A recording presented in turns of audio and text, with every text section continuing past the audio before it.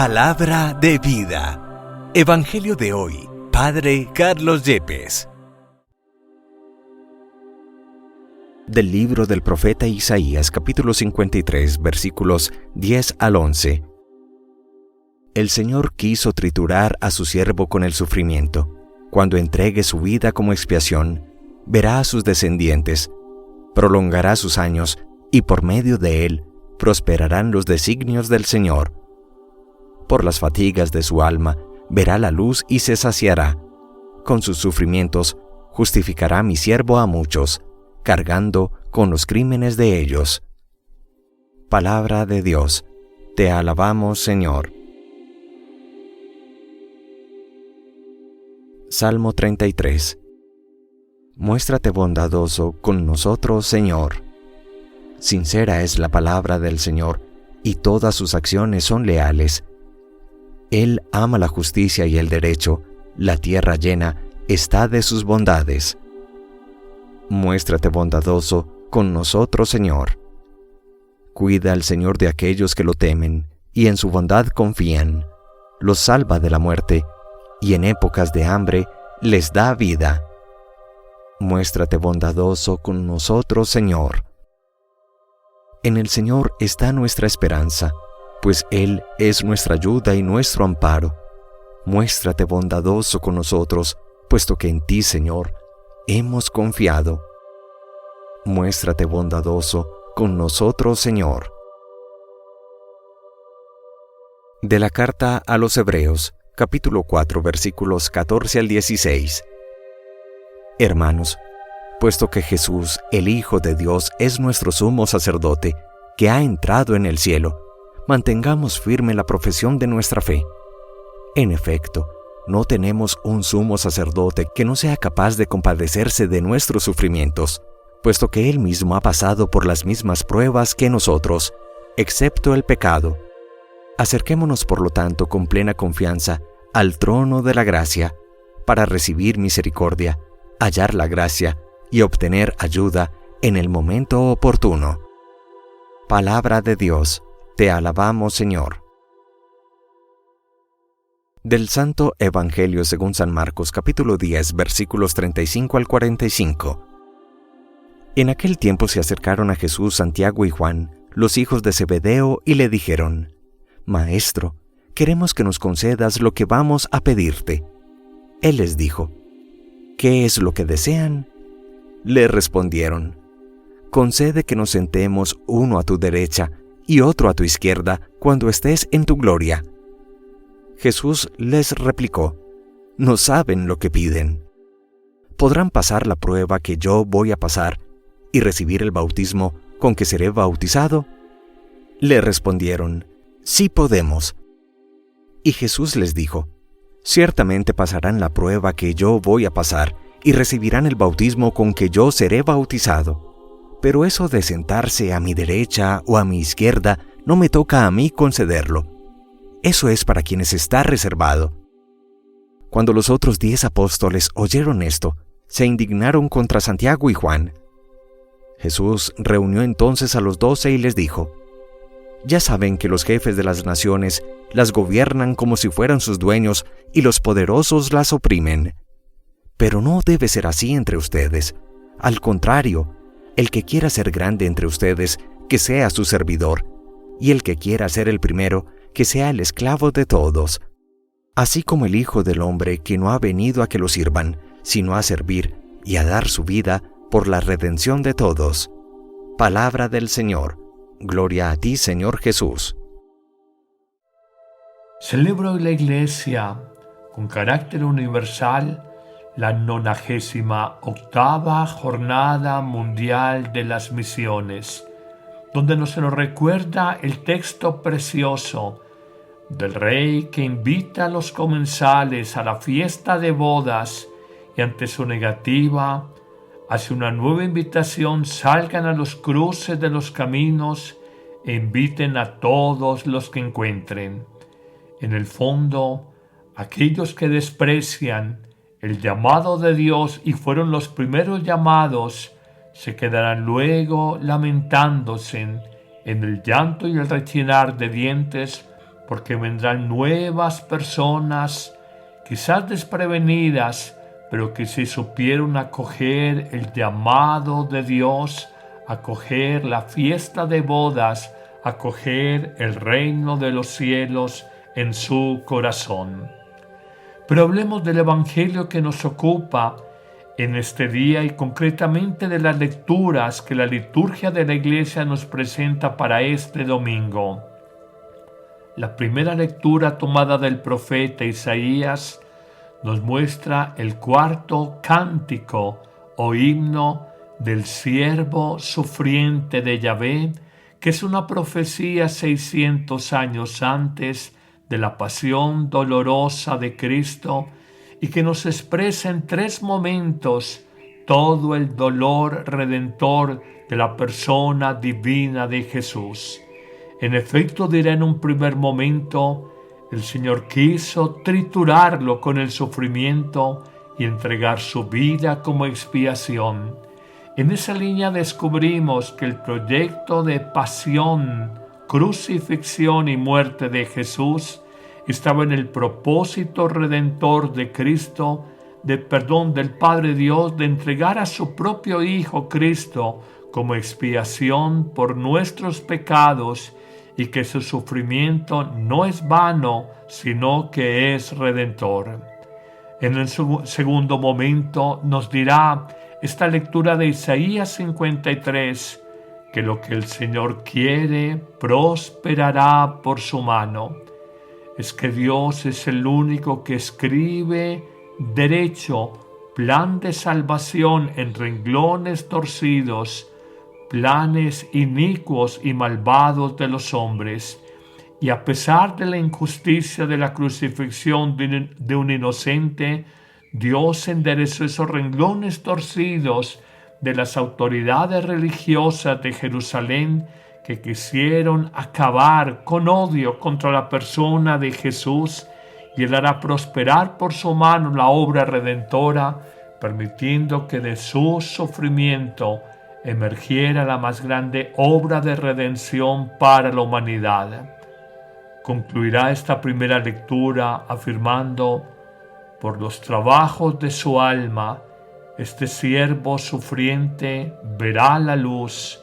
El justo se saciará de conocimiento.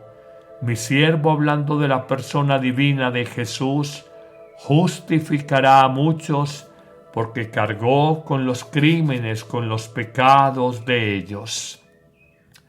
En esta lectura por demás corta de Isaías 53 está condensado todo el proyecto misterioso y redentor del Padre Dios para la humanidad a través de la persona divina de Jesús.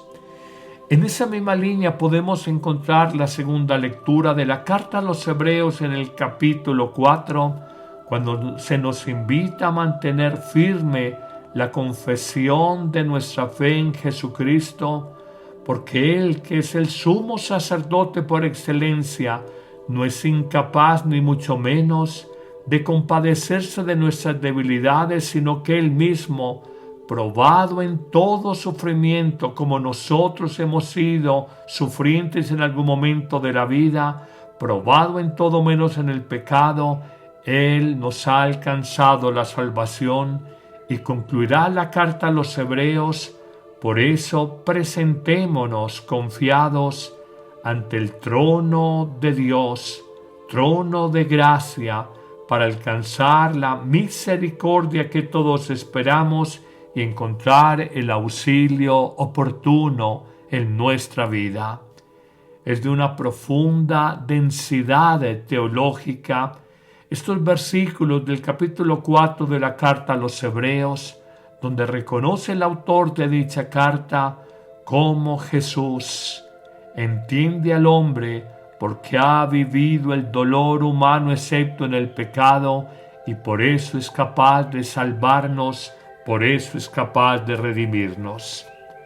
Pero reflexionadas brevemente la primera lectura de Isaías y la segunda de Hebreos capítulo 4, podremos comprender mejor el Evangelio de hoy, cuando dos fogosos jóvenes hermanos entre sí, Santiago y Juan, piden ambiciosamente los primeros puestos, los sitios de honor a derecha e izquierda al lado de Jesús, cuando Él sea erigido y reconocido como el Mesías Salvador. Jesús, con gran sabiduría, imagino sin estar allí presente, que los mira a los ojos, a Santiago y Juan, a quienes apreciaba profundamente, y les dice: ustedes no saben lo que piden. ¿Acaso pueden beber el cáliz de sufrimiento que he de beber? ¿O bautizarse con el bautismo donde me tengo que sumergir en la muerte, en el abismo de la muerte para luego resucitar? Y Santiago y Juan, cándidamente, ingenuamente, y diría de una forma muy primaria y emocional, contestan: claro que podemos beber el cáliz de sufrimiento que tú vas a beber.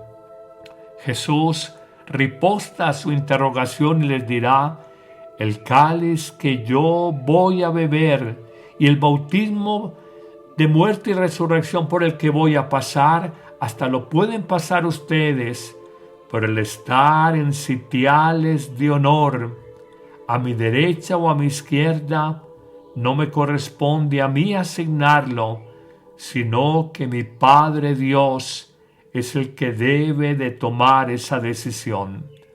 A renglón seguido nos dirá el evangelista Marcos que los otros 10 apóstoles se indignaron al escuchar las palabras ambiciosas, las frases pretenciosas de Santiago y Juan.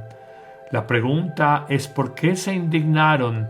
¿Será porque en el fondo tenían también una secreta ambición de estar en los primeros puestos, sintiéndose muy seguros y muy orgullosos de Jesús, como cualquier humano ambicionaban, aspiraban, pretendían escalar, trepar de las manos, o mejor, de la imagen del Maestro Jesús?